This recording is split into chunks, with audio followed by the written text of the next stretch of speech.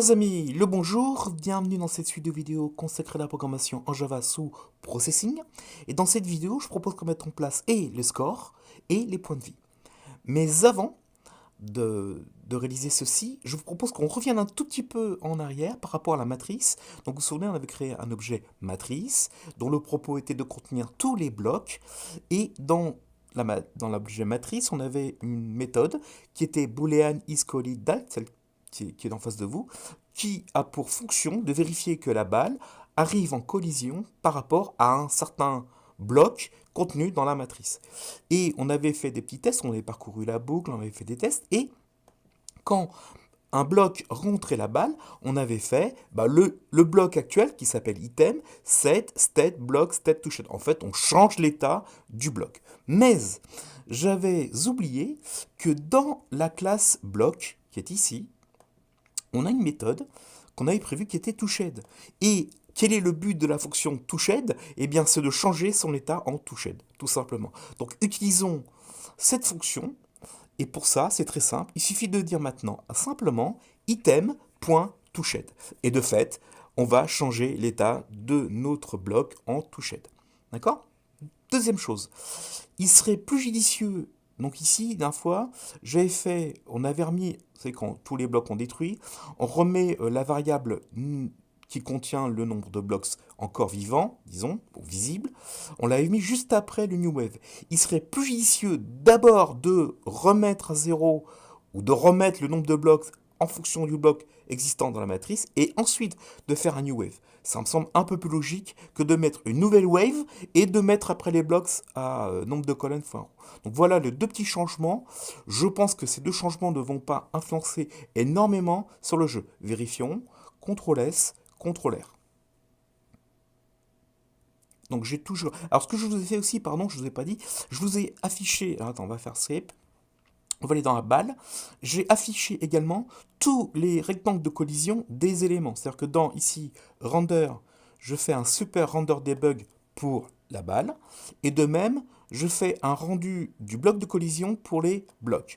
Pour que vous voyez bien que les images possèdent des blocs de collision. Et on regarde la collision entre ces blocs de collision, enfin ces rectangles de collision.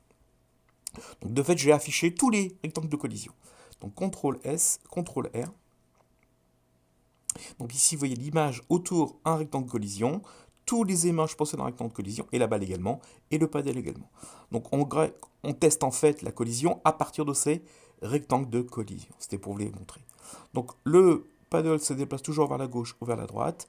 On appuie sur la touche espace, on libère la balle, et la balle va ensuite à l'encontre des différents blocs. Et ça ne change pas énormément la programmation qu'on avait avance. Bien, et bien maintenant, on est tout prêt pour gérer le score. Pour la gestion du score et des points de vie, nous allons maintenant dans le Game Stage créer deux variables de type private, de type entier, je pense que c'est bon ça, on ne va pas mettre des flottants pour accumuler les points. Et on va créer ces variables dans le Game Stage. On y va. Donc on crée deux variables de type private, int, on l'appelle score tout simplement. Et on crée également de type private, int, on l'appelle lives comme vie. Nous allons initialiser ces deux variables. Donc ces deux variables, on les initialise dans le constructeur. Bon, je tape par exemple après la matrice, on met donc que le score. Pour l'instant, à la construction du jeu, il vaut 0. Et les lives, à la construction du jeu, supposons qu'on mette 3 points de vie en place. Alors, à quel moment doit-on incrémenter le score? À quel moment doit-on décrémenter les points de vie? Eh bien, en fonction des collisions qu'il y a entre la balle et les briques ou la balle et le bas de l'écran. Donc, on va dans la fonction update. C'est là où on avait prévu de mettre en place ces collisions. Donc, si la balle est perdue, ici. Donc, si malheureusement l'état de la balle est récupéré de type perdu, eh bien, si elle est perdue, on va décrémenter les points de vie. Donc, on va faire lives moins moins. Du coup, je perds un point de vie. D'accord? Donc là, on mettrait une animation en fin de jeu. Ici, voilà. Alors, qu'est-ce qui se passe? La balle rencontre une brique. Pourquoi? Bah parce que on obtient ici un booléen qui nous dit true. Oui, la balle est bien rentrée en collision avec un des blocs qui appartient à la matrice. Bah, que fait-on? Eh bien, on va incrémenter le score. Donc là, vous décidez d'incrémenter le score d'un certain nombre. Nous, on va juste faire score plus plus. Donc on va incrémenter le score d'un point. Mais vous pouvez bien sûr incrémenter le score d'autant de points que vous le désirez. Et quand la matrice est donc là, on a rien à faire. Donc vous voyez, c'est très très simple. Quand la balle est perdue, je décrémente les points de vie. Et quand je gagne un point parce que la balle touche un bloc, eh bien j'affiche. Enfin j'affiche. Pour l'instant, j'incrémente les points de vie. Alors la question qui se pose effectivement, c'est comment afficher ceci à l'écran. Donc il faut indiquer à l'écran qu'on a un certain nombre de points et qu'on a un certain nombre de points de vie. Afin d'afficher du texte à l'écran, ma petite bibliothèque EasyLib va encore venir à votre aide. En quoi? Eh bien, vous allez trouver une classe qui existe dans la EasyLib qui s'appelle EasyLabel qui est devant vous. Donc cette classe, elle est très simple et elle est responsable pour afficher du texte à l'écran. Comme toute classe, nous regardons le constructeur. Donc le constructeur qui est ici, donc EasyLabel, c'est le nom de la classe, et le constructeur attend deux paramètres. Le premier paramètre, c'est la fonte de police que vous allez utiliser. Et le second paramètre, c'est la taille du texte que vous voulez qu'il soit affiché à l'écran. Alors comment définir la police? Donc ici, il s'attend à un string en stipulant le chemin d'accès à un répertoire qui contiendra la police utilisée. Dans les ressources, chers amis, dans le répertoire data, donc je vous rappelle que le répertoire data contient nos ressources, et à partir de data, on crée des répertoires en fonction du type de ressources, et entre autres, vous avez un répertoire qui s'appelle fonts, dans lequel vous allez placer vos fontes, de vos polices de caractères. Attention, ces fontes doivent de type TTF. Eh bien, à ce propos, ici dans le projet, j'ai mis à demeure deux fontes, une qui s'appelle brick.ttf et une police qui s'appelle free.ttf. Eh bien, utilisons la police un peu bizarre qui est ici la brick.ttf. Donc, comme je risque d'avoir besoin, oui, cette police est là. Comme je risque d'avoir besoin de définir la police, ce que je vais faire, je vais mettre en mémoire le nom. Voilà, donc je vais ouvrir ceci. Je vais mettre en mémoire ce nom-là. Bien, donc le constructeur a besoin de connaître le répertoire dans lequel se trouve la police et le nom de la police utilisée, ainsi que la taille que vous désirez. Ceci dans le constructeur. Ensuite, il existe trois méthodes. Une première méthode qui s'appelle setText. Vous lui passez en paramètre la chaîne de caractères que vous voulez qu'il soit affiché à l'écran. Donc la méthode s'appelle setText et vous stipulez le texte que vous voulez qu'il soit affiché à l'écran. Ensuite, il y a une autre méthode qui s'appelle setColorText. Je pense qu'il est assez explicite. Vous stipulez dans un objet color la couleur de votre texte, tout simplement. Et enfin, le rendu du texte à l'écran se fera par la méthode render en stipulant dans les paramètres à quel endroit de votre fenêtre voulez-vous afficher le texte. Vous lui stipulez le X et vous lui stipulez le Y. Donc, grâce à ma petite EasyLabel, on va pouvoir mettre des labels dans notre jeu vidéo. De ce fait, tout de suite, dans le Game Stage, nous allons créer deux EasyLabels. Un EasyLabel pour afficher le score, un EasyLabel pour afficher des lives, donc les points de vie. Et bien tout de suite ici, on va créer deux objets de type private. On prend les bonnes habitudes. C'est de type ZLabel. Au lieu d'un nom, on l'appelle label points. Pour l'instant, on lui met d'adresse nulle. D'accord? Et de même, on va créer un private easy label. On l'appelle label lives. Bon, je pense que ce sera assez explicite aussi. Et pour l'instant, nul. On va créer ces deux labels. Donc, on vient ici. Alors, soit vous les créez avant ou peu importe. Donc là, on va faire un label lives. On va commencer par créer le label points. Voilà, celui-là. Donc, c'est un new easy grand label. On va lui passer des choses à l'intérieur du constructeur. Ici, c'est un new easy underscore label. Et de même, on va lui passer des paramètres au constructeur. Donc, vous vous souvenez, il faut lui passer deux choses. Première chose, vous lui stipulez où se situe la police de caractère. Deuxièmement, vous lui stipulez la taille de votre texte. Donc ici, la police de caractère se situe dans le data, mais ça on ne précise pas data. Processing va être capable de détecter qu'il y a un répertoire qui s'appelle data, mais à contrario, maintenant il faut stipuler que le répertoire qui contient les polices s'appelle fonts, avec un S, et vous lui passez ensuite la chaîne de caractères qui donne le brick, pardon, .ttf. On va mettre une taille de 30 pixels, je pense que ça sera suffisant.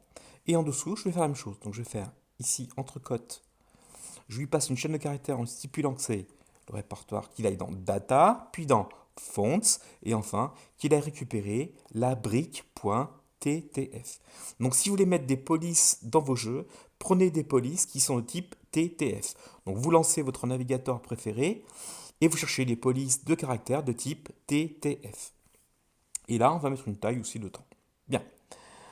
Ensuite, qu'on a construit nos objets, on peut ici définir la couleur du texte. Donc pour définir le texte, vous vous souvenez, on appelle le label ici points, .set color text, voilà, cette méthode-ci, et vous devez lui passer en argument un objet de type color. Donc vous faites color, et là vous allez définir les RGBA pour définir donc la couleur. Donc là je vous propose de mettre un 255, puis un 161, et enfin un 31. Donc là on aura une couleur du type orange. Comme je suis feignant, je vais mettre la même couleur pour le label qui contiendra les points de vie. Donc là je mets label. On va récupérer le lives.setColor. Donc je suis feignant, je prends tout ceci, CTRL-C, je reviens ici, CTRL-V. Donc voilà, j'ai mis le texte en orange, un petit orange. On peut aussi afficher du texte. Donc si on veut afficher du texte au lancer du jeu, il suffit de faire un label points, et là je fais un set texte ici, et je lui passe dans la chaîne de caractères le texte que je veux qu'il soit affiché. Par exemple ici je vais faire points égale un petit espace, et puis pour l'instant on va mettre 0, voilà, on va faire comme ça. Et n'oublie pas le point ici. Et de même, ici. Alors ce qu'on pourrait faire, que ce sera plus judicieux, on va copier ça, on va le mettre ici. D'accord? Donc on a défini d'abord, on va définir le score et les points de vie en tout début.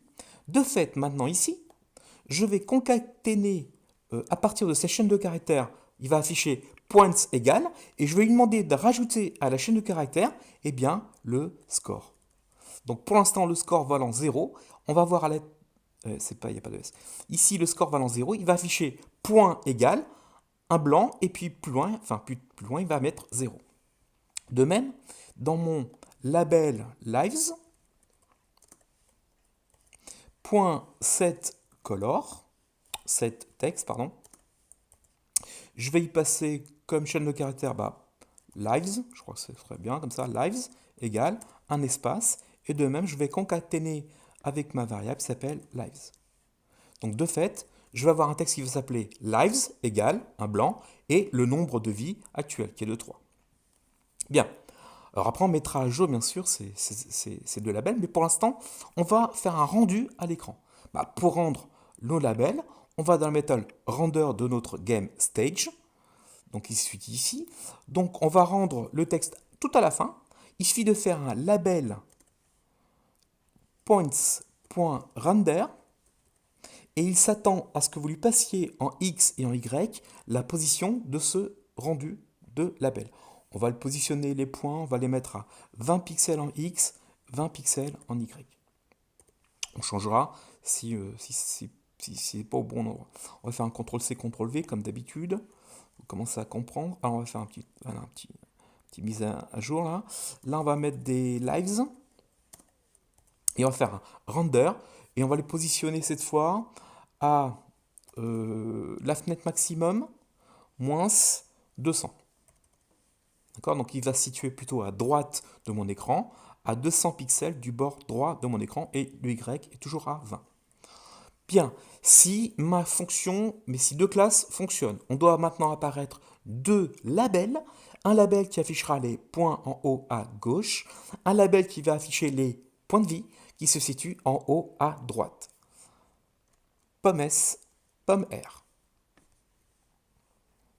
Nous avons ici, nous avons affiché un label qui donne point égal, donc pour l'instant il y a 0, et ici à droite, vous avez un label qui vaut lives égale 3. Donc on a bien, pour l'instant, affiché du texte à l'écran. Reste maintenant à ce que ces textes soient de façon continue. Il faut les mettre à jour en fonction des points gagnés et des lives perdus. Eh bien, c'est très simple. Ce que nous avons fait dans le constructeur, donc je vais reprendre cette ligne-là. Ce qu'on a fait ici dans le constructeur, eh bien, on va le faire de façon continue après les updates. Donc, on pourrait le faire soit dans le rendu. Avant le rendu, on pourrait mettre à jour le texte, mais il serait peut-être plus logique de mettre à jour le texte en fin de update, et le rendu sera fait dans le render. Donc, de fait, si vous avez compris, je vais ici aller dans le update, tout en bas du update, ici. Donc là, j'ai mis les balles en mouvement, j'ai mis le paddle en mouvement, j'ai détecté les collisions des uns avec les autres. Et maintenant, je vais mettre à jour le label point. Donc soit il a bougé, et il va afficher quelque chose de nouveau, soit il est identiquement à celui qu'il y avait avant, et on va afficher le même résultat. Donc autant j'affiche le label, mais le score va changer. Donc ici, le score ne sera plus égal à 0, il sera égal à 1 s'il y a une collision, puis égal à 2, puis égal à 3, etc. etc. Et de même, je vais faire un label lives.setText, je dis lives égale un petit espace et je récupère la variable lives. De fait, qu'est-ce qu'il ne comprend pas? Oui, c'est pas un setColorText, c'est un setColor. Pardon. Donc, si on ne s'est pas trompé, si les choses fonctionnent encore normalement, on doit avoir un texte qui affiche toujours à gauche, toujours à droite, mais cette fois, qui est à jour, qui se met à jour par rapport au point gagné et au point perdu. Regardons ceci. Pomme S, pomme R. Bien, nous avons toujours les paddles, toujours 0 points, toujours 0 live. On appuie sur la touche. Et, vous voyez, en fonction des briques cassées, on met à jour le score et le score s'affiche au cours du temps. Donc c'est comme ça qu'on va afficher des informations à notre utilisateur. On pourrait de même afficher le nom de la personne qui joue. On pourrait dire let's go. On peut mettre des messages à notre utilisateur en utilisant ma classe Easy Label. Donc j'attends que la bite veuille bien descendre pour essayer de perdre et pour voir que, vous voyez, le live ici est descendu. On était à 3, il est passé maintenant à 2. Regardons maintenant, si je relance la chose, je vais perdre la balle. Regardez bien ce qui se passe en haut, on est repassé à 1. Alors la question qui se pose maintenant, c'est comment savoir que le jeu est fini? Alors, je vous laisse réfléchir quelques picosecondes. Comment détecter la fin de jeu? En fait, c'est très simple. Il suffit de quoi? Eh bien, vous allez comprendre si la balle veut bien descendre. Regardez bien. Là, je suis lives égale à 0. Et si je continue, regardez ce qui va se passer. Lives va passer à -1. Eh bien, pour détecter la fin de jeu, c'est très simple. Le jeu s'arrêtera si et seulement si le lives devient négatif. Donc si le lives devient négatif, il faut mettre en œuvre maintenant un nouvel écran, donc un nouveau stage, qu'on appellera conclusion stage ou game over stage si vous préférez, qui va afficher l'information, eh bien, t'as perdu ou vous avez perdu, en stipulant le nombre de points accumulés. Mais ça, on le fera dans une prochaine vidéo. Merci pour votre écoute et à très bientôt.